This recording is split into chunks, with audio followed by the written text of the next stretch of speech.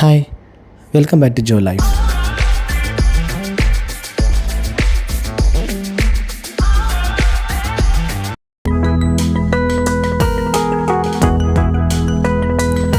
ഇന്നത്തെ എൻ്റെ യാത്ര കിങ് അബ്ദുൽ അസീസ് സെൻറ്റർ ദമാമിലോട്ടാണ്.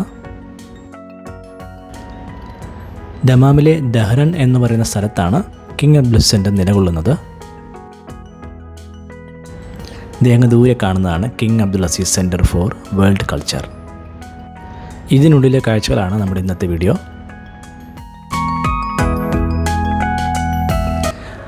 ഹൈവേയിൽ നിന്നും റൈറ്റ് സൈഡിലോട്ട് ടേണിംഗ് ഉണ്ട്. അത് നേരെ ചെല്ലുന്നത് കിങ് അബ്ദുൽ അസീസ് സെൻറ്ററിലോട്ടാണ്.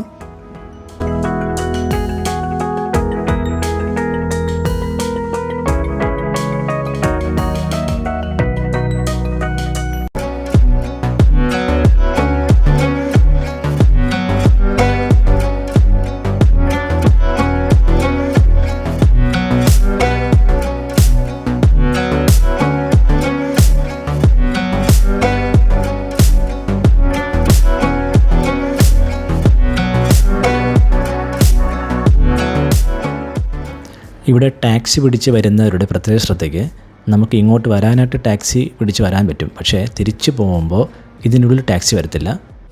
ഒന്നുകിൽ നമ്മൾ ആരെങ്കിലും ടാക്സിയിൽ വന്ന് ഇറങ്ങുന്നത് നോക്കി നിൽക്കേണ്ടി വരും, ഇല്ലെങ്കിൽ നമ്മൾ നടന്ന് ഹൈവേയിൽ പോയിട്ട് അവിടെ നിന്ന് വേണം ടാക്സി പിടിച്ച് പോകാനായിട്ട്.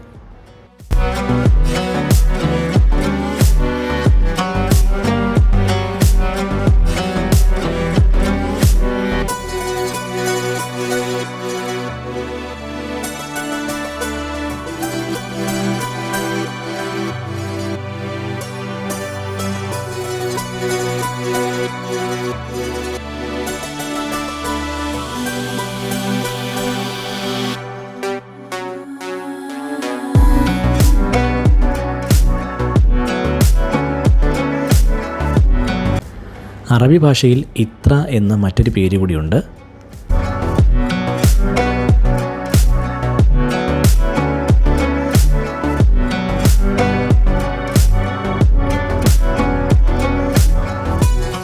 ഇതിൻ്റെ ഈ ലൈറ്റ്, നമ്മുടെ ഈ പിങ്ക് കളർ ഇങ്ങനെ നമ്മുടെ ദേഹത്തോട്ട് അടിക്കുന്നുണ്ട്.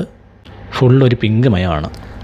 അത് അടുത്ത് കഴിയുമ്പോൾ അറിയാനേ കുത്തുള്ളൂ. വീഡിയോയിൽ എത്രത്തോളം കാണാൻ പറ്റുമെന്ന് എനിക്കറിയില്ല.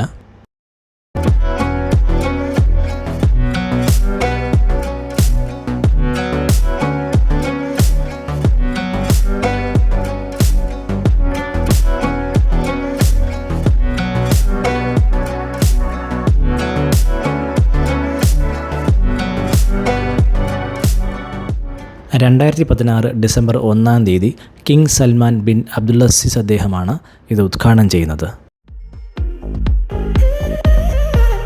സൗദി അരാംകോയാണ് ഈ കെട്ടിടം പണി കഴിപ്പിച്ചത്. ഈ കെട്ടിടത്തിൽ പ്രധാനമായും library, culture and art, museum, cinema theatre, exhibition hall എന്നിവ ഉൾക്കൊള്ളുന്നു.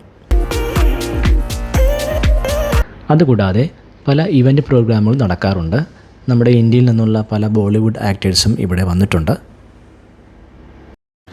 സൗദിയിലെ ആദ്യത്തെ വാണിജ്യ എണ്ണപ്പാടം കണ്ടെത്തിയ സ്ഥലത്താണ് ഈ കേന്ദ്രം സ്ഥിതി ചെയ്യുന്നത്.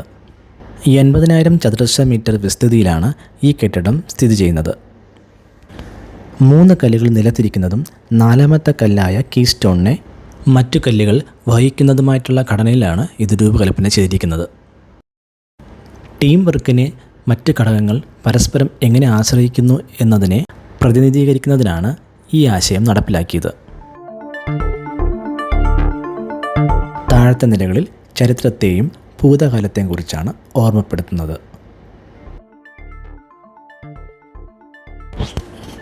ഈ കൾച്ചറൽ സെൻറ്ററിലെ ഏറ്റവും മുകളിലത്തെ നില നോളജ് ടവർ എന്ന പേരിലാണ് അറിയപ്പെടുന്നത്. ശരിക്കും ഞാൻ ഇതിൻ്റെ ഉള്ളിൽ കയറാനായിട്ട് ഒരുപാട് ബുദ്ധിമുട്ടി. കാരണം ഇതിൻ്റെ എൻട്രൻസ് എവിടെയെന്ന് എനിക്കറിയത്തില്ലായിരുന്നു.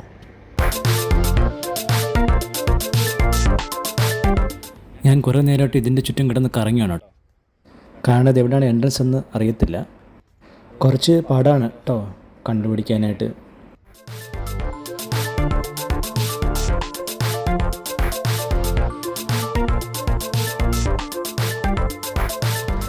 ഇവിടെ ഒരു ഡോറ് കണ്ടു, പക്ഷേ ഇത് എൻട്രൻസ് അല്ല.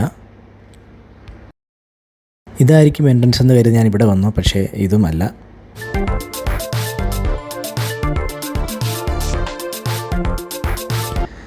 എൻ്റെ പുറകെ ഒരു സൗദി പൗരൻ വന്ന് അതേ ഡോറിൽ തട്ടി. ആരുമില്ല. ഞാൻ പുള്ളിയുടെ പുറകെ വെച്ച് നടന്നു. അതിന് പുറകെ വേറെ 2 പേര് വീണ്ടും അതേ ഡോറിൽ പോയി തട്ടുന്നുണ്ടായിരുന്നു. ഒരു രക്ഷയില്ല. അവസാനം ഞാൻ കുറച്ച് റെസ്റ്റ് എടുത്തിട്ട് പോകാമെന്ന് വിചാരിച്ചു. അങ്ങനെ അവസാനം ഈ റോഡിൻ്റെ ഓപ്പോസിറ്റിലായിട്ടാണ് എൻട്രൻസ് ഉള്ളത്. ശരിക്കും ഇത് ഈ ടവറിൻ്റെ ഏറ്റവും താഴത്തെ നിലയിലാണ് ഇത് എൻട്രൻസ്. അതുകൊണ്ടായിരിക്കാം നമുക്കിത് കണ്ടുപിടിക്കാൻ ബുദ്ധിമുട്ടും.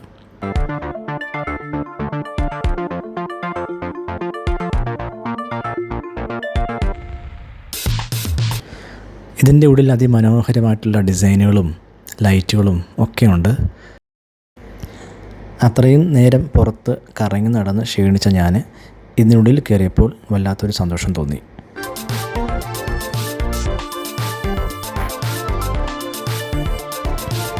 അവിടുത്തെ തൂണുകളിൽ സൈൻ ബോർഡുകളുണ്ട്. നമുക്കത് നോക്കി തന്നെ പോകാൻ പറ്റും.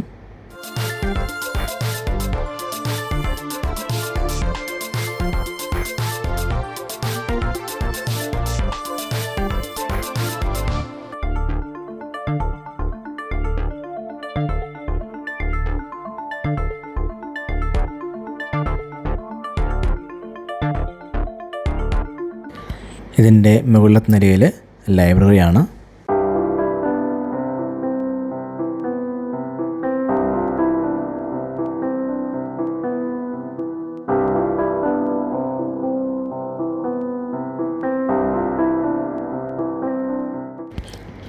ഒരുപാട് കളക്ഷൻസ് ഉണ്ട് കേട്ടോ.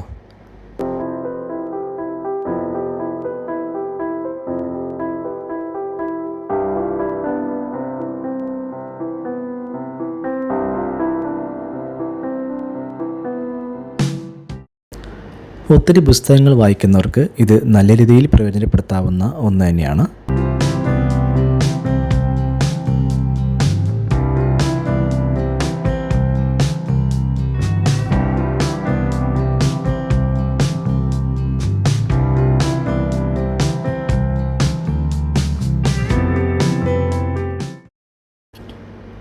ഈ ലൈബ്രറിയിൽ നമ്മുടെ ഇന്ത്യയിലുള്ള പുസ്തകങ്ങളും ലഭ്യമാണ്. ഒരുപാട് ഇന്ത്യൻ ബുക്സും ഇവിടെ അവൈലബിൾ ആണ്.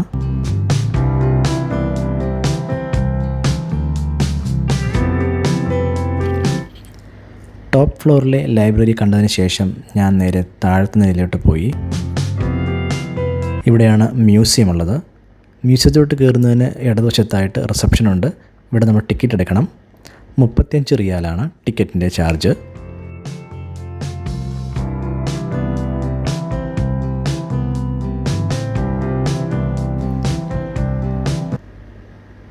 $35 കാണാൻ എന്തെങ്കിലും ഉണ്ടോയെന്നറിയില്ല. എങ്കിലും വന്നതല്ലേ, എന്തായാലും വന്നു. അപ്പോൾ പിന്നെ എന്തായാലും കയറാമെന്ന് വിചാരിച്ചു.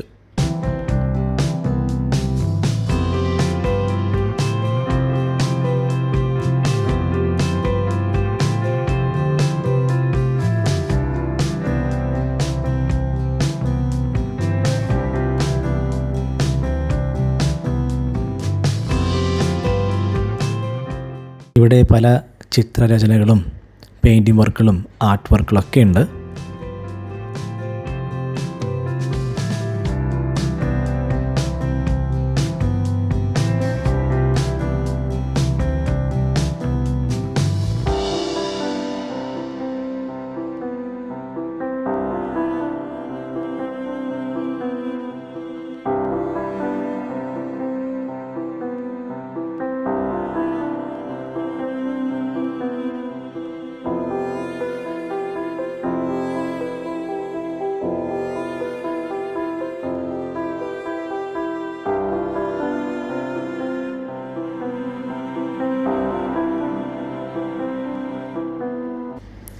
സ്റ്റോണിൻ്റെ കളക്ഷനാണെന്ന് തോന്നുന്നു.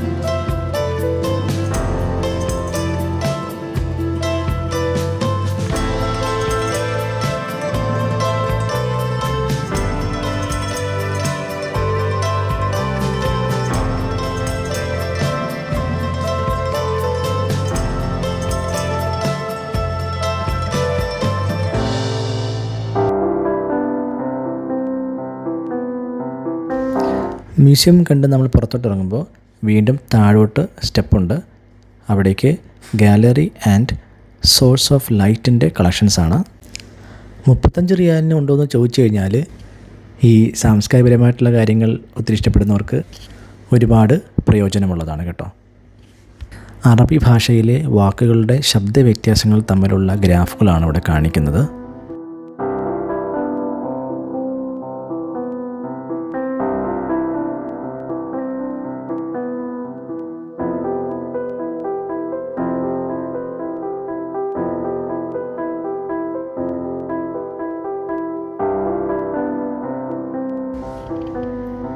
അടുത്ത ഗാലറി എൻട്രൻസ് ആണിത്.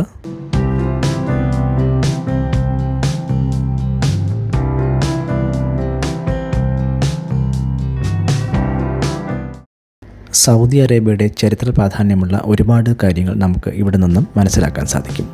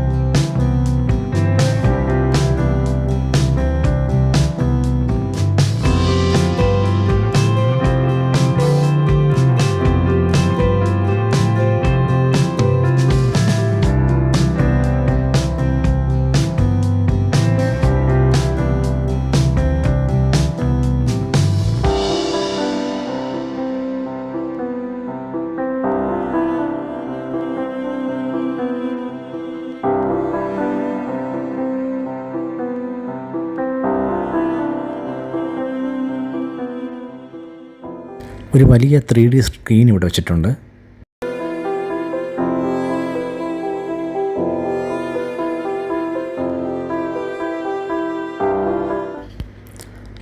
ഭൂമിയുടെ പരിണാമത്തിൻ്റെയും പല കാലഘട്ടങ്ങളിലുള്ള അതിൻ്റെ സൗണ്ട് എഫക്റ്റും ഇവിടെ നമ്മളിങ്ങനെ ഓരോ സ്കെയിലിൽ മാറ്റി മാറ്റി വെക്കുമ്പോൾ ആ എഫക്റ്റ് ഈ സ്ക്രീനിൽ നമുക്ക് കാണിച്ചു തരും. വിത്ത് സൗണ്ട് എഫക്റ്റാണ് കേട്ടോ.